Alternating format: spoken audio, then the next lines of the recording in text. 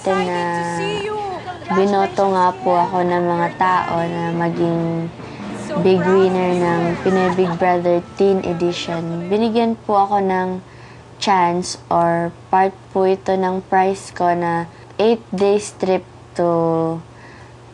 Your flying time will be 35 minutes at an altitude of 15,000 feet.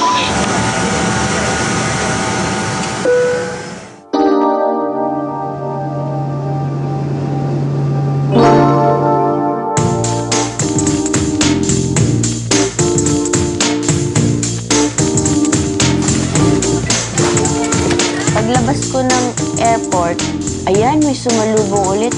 Sabi si Kim. Ganyan, tapos tuwang-tuwa ulit ako dahil kahit ba naman sa katiklan may humahanga pa rin sa akin or nakakakilala sa akin.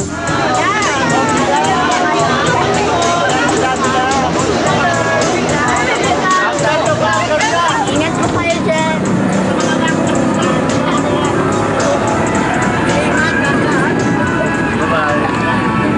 Sakay na kami ng bangka papuntang Boracay Tropics.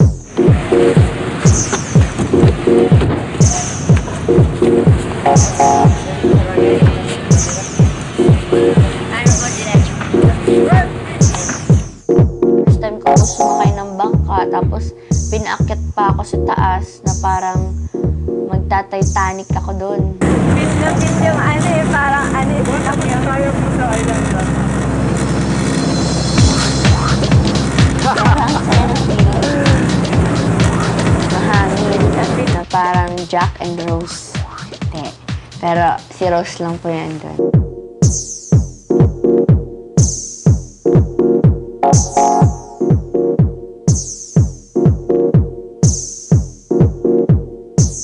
Nag-speedboat kami.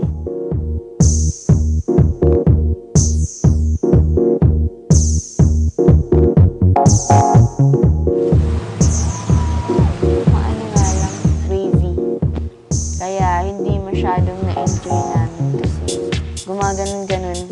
Pumunta pa ako sa may Mama Mary dun sa may banda, sa may dagat. Tapos nagdasal ako.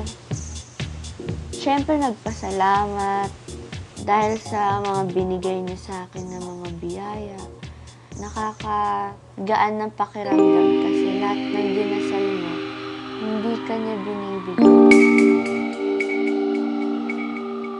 Yan, kakain ulit kami sa labas. Alam niyo ba kung anong kinainan namin? Ako din, hindi ko din alam yung anong klaseng pagkain yun. Bago sa panglasa ko lahat ng yun eh. Hindi ko maintindihan ng lasa. Good morning pa. Maaga kami nagising. Pag umaga, aalis na kami, pupunta kami Busuanga. Saan ka pupunta, Kim? Sa papupuntahan. Hindi niya alam kung saan pupunta.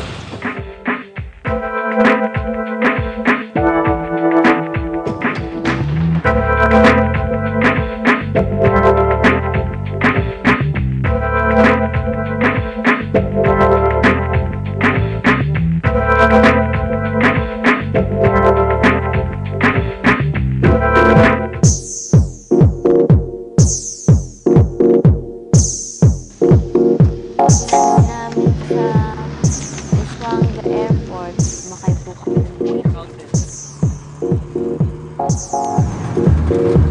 Nag-speedboat din kami papunta talaga sa island na yun.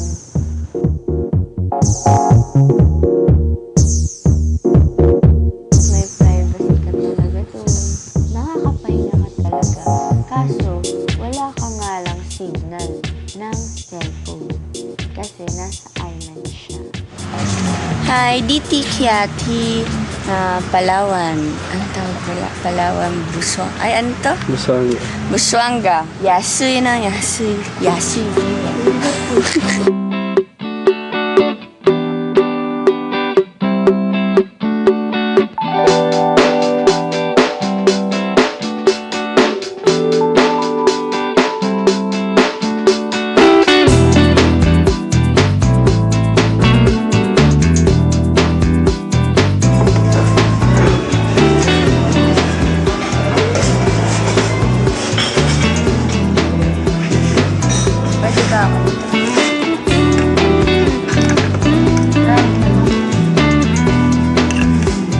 Saan? Tako. Harap ba ito?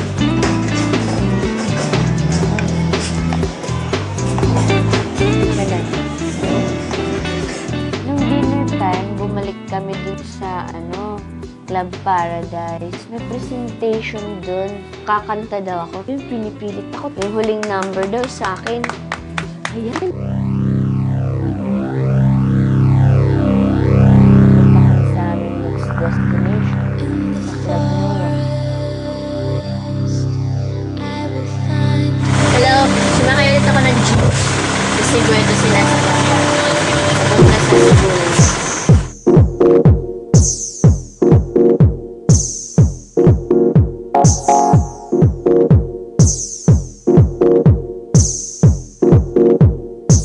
Ang linis-linis ng tubig, super clear. Parang swimming pool siya. Tapos pagdating ko doon, sinalubong ulit ako. Yung sumasayaw-sayaw, kumakanta-kanta. Parang makukulay pa yung mga costumes nila na parang pinaghandaan talaga nila yung pagdating ko. May banner. Tapos ang saya-saya dahil sayaw sila ng sayaw, ilang stupid day, parang ang dami. Tapos ayun, napasayaw ako. Napasayaw din ako. Masaya yung pagtanggap nila sa akin doon. Welcome na welcome.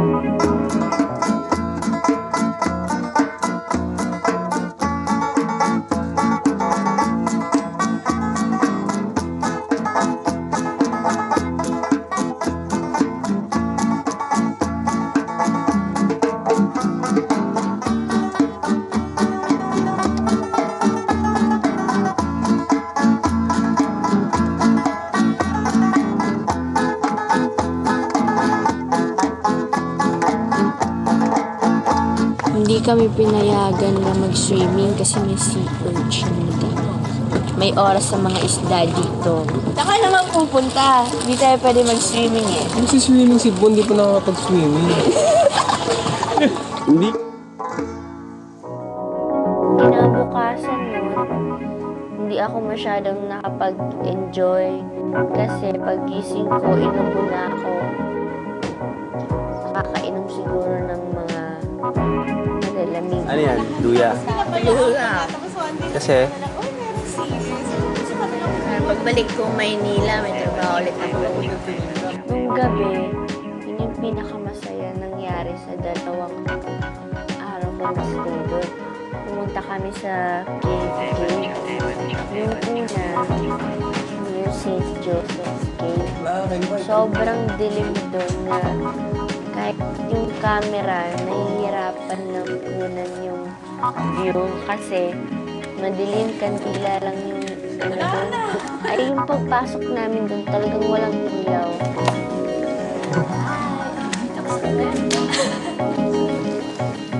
Sobrang, yung place, mysterious. Lumipat kami sa isang cave. Doon yung pinakamaganda, pang lovers yun eh. Puro kandila. Talagang pagpasok mo doon, so, ang ganda.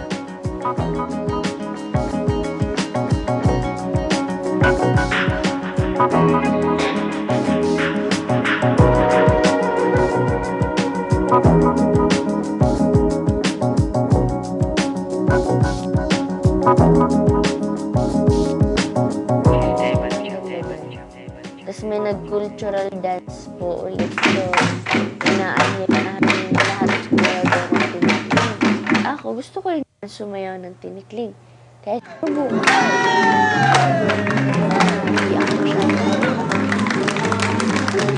Masaya siya. Illegal po ako. Pero ayos lang. naipit ka? Hindi. Kakapagod.